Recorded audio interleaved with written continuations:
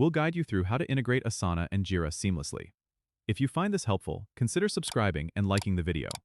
First, open your browser and go to the Asana website. Make sure you are logged into your account.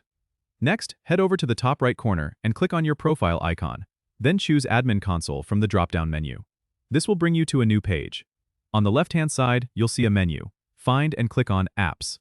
Here you'll see a list of available integrations. Look for Jira in the list and click on it. You should see an option to enable the integration. Click on that and you may be prompted to log in to your Jira account. Enter your credentials and allow the necessary permissions for Asana to access your Jira data. Once connected, you can map Asana projects to Jira issues, allowing for tasks to be tracked across both platforms. This is especially useful for teams that work cross-functionally and need visibility into both project management and development tasks.